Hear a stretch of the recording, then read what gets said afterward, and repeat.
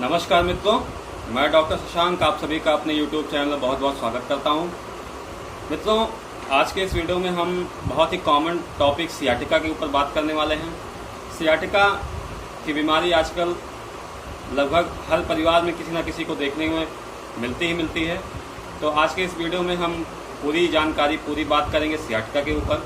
Sciatica की समस्या क्या होती है, कौन कौन से कारण होते हैं जो सियाटिका को पैदा करने के, सियाटिका के लक्षण क्या क्या होते हैं, और इसकी होम्योपैथिक कौन कौन सी दवाइयां हैं जिनका प्रयोग करके बिना ऑपरेशन आप सियाटिका के जो आपकी समस्या है उससे आप छुटकारा पा सकते हैं।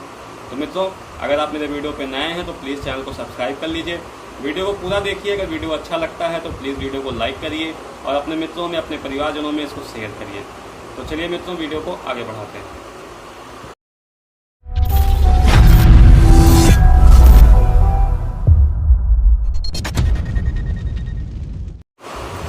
मित्रों, जैसा कि मैंने अभी बताया कि आज के इस वीडियो में हम सियाटिका के ऊपर बात करेंगे।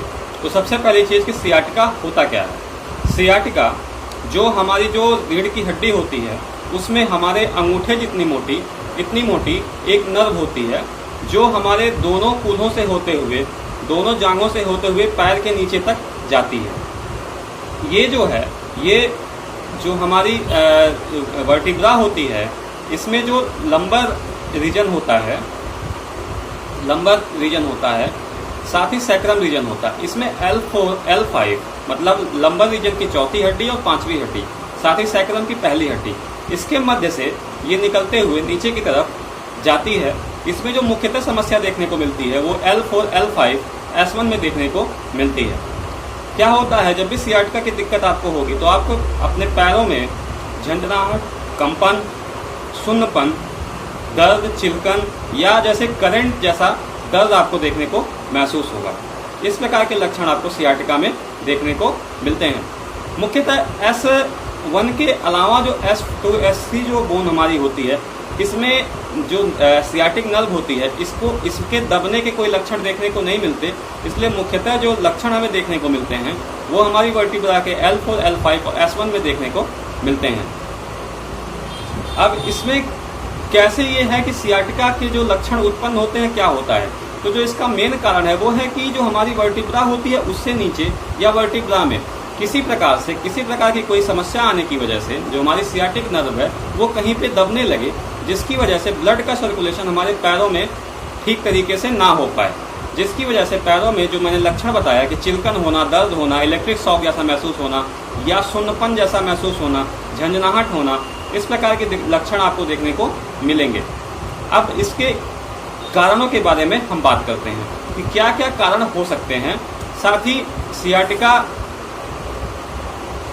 जो इसके टाइप्स होते हैं तो किन कारणों से ये हो सकते हैं। तो पहला जो है वो जो कारण है वो है L4, L5, S1 में डिस्क का, मतलब जिसको आप स्लिप डिस्क बोलते हैं, डिस्क का हल्का सा खिसक जाना। इसकी वजह से क्या होता है कि जो हमारी सियाटिक नर्व होती है वो कहीं ना कहीं दबने लगती है और दबने की वजह से सारे लक्षण हमको देखने को मिलते हैं। सेकंड जो है कैनाल स्टोनोसिस। कैनाल स्टोनोसिस क्या होता है कि जो सियाटिक नर्व के निकलने का जो पैसेज होता है, जो कैनाल होती है, उसमें कहीं ना कहीं पे उस कैनाल का जो है वो पतला हो जाना, चाहे वो स्लिप डिस्क की वजह से कोई दबाव वहाँ पे बन रहा हो या उसमें डिस्क डिजनरेशन की वजह से वहाँ पे उस जो कैनाल है उसमें उसका पतला हो जाना, इसकी वजह से भी जो हमारी सियाटिक नर्व है वो कहीं ना कहीं सप्रेस होती है, दबती है, और उसकी वजह से जो लक्षण है वो देखने को मिलते हैं। थर्ड जो है वो है फैसेट ज्वाइंट आर्थोपैथी। फैसेट ज्वाइंट क्या होता है कि जो हमारे दो जो वर्टिब्रा होते हैं, दो जो उसके बीच में जो जोड़ होता है उसको फैसेट ज्वाइंट बोलते हैं। फैसेट ज्वाइंट आर्थोपैथी क्या होती है, इसमें जो दो ज्वाइंट के बीच का जो गैप होता है उसमें किसी प्रकार के डीजनरेशन हो जाने की वजह से या उसके स्लिप हो जाने की वजह से या डिस्क हर्निएशन हो जाने की वजह से, इस प्रकार की, हर्निएशन कहने का मतलब कि डिस्क का बढ़ जाना, इस तरीके की समस्या होने की वजह से जो हमारी सियाटिक नर्व होती है वो कहीं ना कहीं सप्रेस होने लगती है, दबने लगती है, और इस प्रकार के लक्षण देखने को मिलते हैं। साथ ही अगर आपको आपके वर्टिब्रा के एरिया में, आपके स्पाइन के एरिया में कोई ट्यूमर अगर कॉज वहाँ पे हो रहा है तो उसकी वजह से भी अगर आपकी जो सियाटिक नर्व है वो स्ट्रेस हो रही है तो भी आपको ये लक्षण देखने को मिलेंगे। साथ ही अगर आपको कोई चोट लगी है, कभी कहीं पे कोई इंजरी हुई है जो आपके स्पाइनल कॉर्ड के एरिया में या कमर के एरिया में हुई है, तो इससे भी आपको ये लक्षण देखने को मिलेंगे। साथ ही ऑस्टियोआर्थराइटिस के केस में भी ऐसा देखने को मिलता है। साथ ही एक और ऐसा कारण है जो बेसिकली बहुत ही अननोन कारण है या जिसके ऊपर हम बहुत कम ध्यान देते हैं।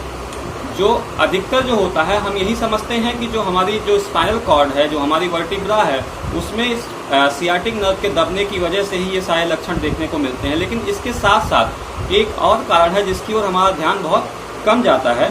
वो जो कारण है वो है पिरोफॉर्मेसिस सिंड्रोम। पिरोफॉर्मेसिस सिंड्रोम क्या होता है? ये एक तरीके से मसल्स के सप्रेस होने से या मसल्स से होने वाली सियाटिक प्रॉब्लम है। इसमें क्या होता है कि हमारी जो सियाटिक नर्व है, जब वो हमारी रीढ़ की हड्डी से नीचे उतरकर हमारे जो हिप का जो रीजन है, जो बटक का रीजन है, वहाँ से होते हुए हमारी जांघों से होते हुए पैरों में जाती है और वहाँ पे ब्रांचेस में बढ़ के ब्लड के सर्कुलेशन को नीचे तक लेके जाती है। तो हमारे बटक के एरिया में जो हमारा मसल्स है उसमें किसी प्रकार का तनाव आ जाने की वजह से जो हमारा जो मसल्स है उसमें एक वी शेप मसल होती है, जिसमें किसी प्रकार के तनाव आ जाने की वजह से या उसके टाइट हो जाने की वजह से जो हमारी सियाटिक नर्व है वो सप्रेस होने लगती है और इस प्रकार के लक्षण आपको देखने को मिलते हैं। तो मित्रों, ये तो बात हो गई कि इसके क्या क्या कारण होते हैं। साथ ही कितने टाइप का सियाटिका हो सकता है। तो सियाटिका जो है ये बेसिकली 2 टाइप्स का होता है। पहला जो कंडीशन इसकी होती है वो होती है एक्यूट कंडीशन। एक्यूट कंडीशन कहने का मतलब कि अचानक से ऐसी कंडीशन आना और 1 हफ्ते 2 हफ्ते के बाद फिर वो कंडीशन अपने आप ही रेड्यूस हो जाना या ख़त्म हो जाना। अपने आप कहने का मतलब है कि आपने कोई ट्रीटमेंट लिया या एक्सरसाइज की इस तरीके से और वो कंडीशन वहाँ पे रेड्यूस हो गई। सेकेंड जो कंडीशन होती है वो होती है क्रॉनिक कंडीशन। क्रॉनिक कंडीशन क्या होती है कि ये जो कंडीशन होती है ये धीरे धीरे जनरेट होके एक बहुत ही जटिल रूप ले लेती है और 2 हफ्ते से ज़्यादा अगर आपको सियाटिक पेन या इस तरीके की समस्या अगर है तो आप इसे क्रॉनिक सियाटिक कंडीशन आप इसको बोल सकते हैं। इसमें क्या क्या टेस्ट होते हैं, कैसे हम जान सकते हैं कि जो हमारी कंडीशन है वो सियाटिका की कंडीशन है? तो इसमें जो टेस्ट होते हैं, पहला जो सबसे इम्पॉर्टेंट और सबसे जेन्युइन जो माना जाता है वो MRI है। MRI के थ्रू हम ये समझ सकते हैं कि जो हमें दिक्कत हो रही है वो सियाटिका की दिक्कत है या कोई और समस्या है।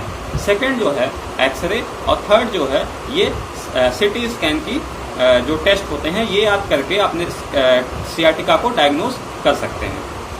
अब क्या हमको ऐसा करना चाहिए जो नेचुरल तरीके से आपको सियाटिका में आराम दे सकता है? तो सियाटिका के जो पेशेंट होते हैं उनको रेस्ट करना चाहिए।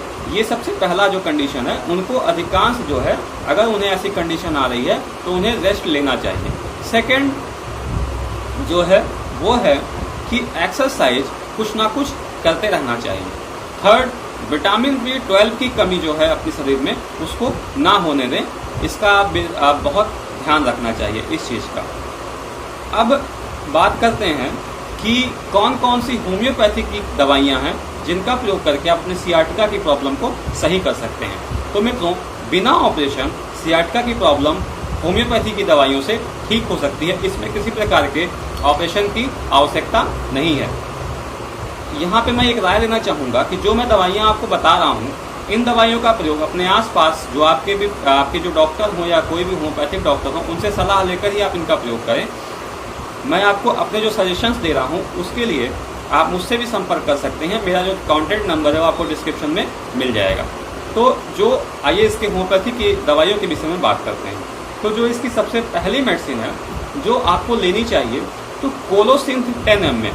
कोलोसिन 10 ml आपको हफ्ते में 1 बार आपको इसका प्रयोग करना चाहिए। अगर आप सियाटिका के क्रॉनिक कंडीशन से अगर आप सफ़र कर रहे हैं, परेशान हैं, बहुत लंबे समय से आप सियाटिका से परेशान हैं और आप इसको ठीक करना चाहते हैं, तो जिसकी जो सबसे पहली मेडिसिन है जो मैं अपने प्रैक्टिस में भी यूज़ करता हूँ, पेशेंट को कोलोसिन 10 ml की 1 डोज हफ्ते में आप ले सकते हैं।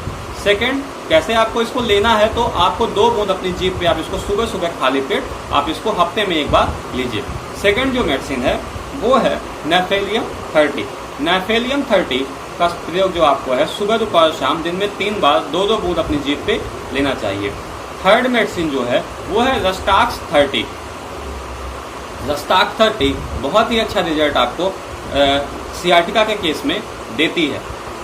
थर्ड जो मेडिसिन है वो है ब्रायनिया 30। ब्रायनिया 30 बहुत ही अच्छा रिजल्ट अपना आपको सियाटिका के कंडीशन में देती है। ये बहुत ही अच्छी दवा है सियाटिका के लिए। फोर्थ जो मेडिसिन है वो है ग्वाइकम क्यू। ग्वाइकम क्यू को आपको कैसे प्रयोग करना है, तो ग्वाइकम क्यू को 10-10 बूंद सुबह और शाम या 15 बूंद भी आप इसको ले सकते हैं। अगर आपकी कंडीशन ज़्यादा दिक्कत आपको है, अगर आपको पेन ज़्यादा महसूस हो रहा है तो आप इसको 15 से 20 बूंद भी आप इसको शुरुआती कंडीशन में यूज़ कर सकते हैं। जब आपको थोड़ा रेस्ट मिल जाए तो आप फिर उसके बाद इसको 10 से 15 बूंद आप इसको कर लीजिए। इसको आपको 10 से 15 बूंद सुबह और शाम हल्के से गुनगुने पानी के साथ प्रयोग करना है। इसके अलावा अगर आपको कोई इंजरी लगी है, मतलब कोई चोट अगर आपको लगी है और चोट लगने के बाद आपको अगर सियाटिका की कंडीशन अगर आपको हो रही है, तो जो चोट की जो सबसे प्राइमरी मेडिसिन होम्योपैथी में है वो है आर्निका। आर्निका को आपको कोलोसिन से भी पहले, अगर आपकी कंडीशन अगर किसी इंजरी की वजह से है तो आर्निका की 1 ml की पोटेंशी आप कम से कम पहले दिन जब आप दवा अपनी शुरू करते हैं तो सुबह दोपहर शाम 1 ml में आपको इसको पहले दिन आपको प्रयोग करना चाहिए। उसके बाद आप इस दवा को रोक दीजिए। नेक्स्ट डे आप कोलोसिन 10 ml की एक डोज लीजिए। उस दिन आप फिर पूरे दिन कोई दवा मत लीजिए। थर्ड डे से बाकी जो दवाइयाँ मैंने बताई इनका प्रयोग करिए। साथ ही एक और बहुत ही अच्छी दवा है जो सियाटिका के कंडीशन में बहुत ही अच्छा रिजल्ट अपना देती है, वो है ज़ैननकुलस बल्बोसा क्यू। ज़ैननकुलस बल्बोसा बहुत ही अच्छी मेडिसिन है सियाटिका को ठीक करने के लिए।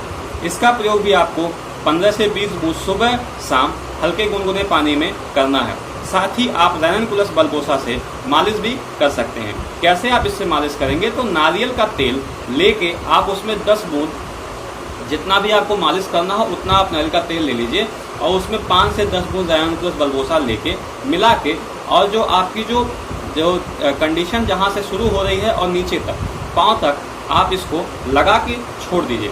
आप देखेंगे कि आपको 2 से 3 दिनों के अंदर ही बहुत ही अच्छा रिजल्ट आपको देखने को मिलेगा और जो आपका जो सियाटिका का दर्द है वो पूरे तरीके से आपको ख़त्म हुआ आपको महसूस होगा। तो मित्रों, ये मेरी आज की जानकारी थी। उम्मीद करता हूँ कि आपको मेरा ये वीडियो पसंद आएगा। अगर मेरा वीडियो पसंद आता है तो प्लीज़ वीडियो को लाइक करिए, अपने फ्रेंड्स अपने रिलेटिव में शेयर करिए। ऐसे लोग जिनमें सियाटिका की दिक्कत है प्लीज़ आप उन्हें इस वीडियो के बारे में बताइए। और किसी प्रकार का अगर आप सजेशन लेना चाहते हैं तो मेरा लिंक, मेरा इन कॉन्टैक्ट आपको डिस्क्रिप्शन में मिल जाएगा। तो जल्दी मिलते हैं एक नए वीडियो में, तब तक के लिए बहुत बहुत धन्यवाद।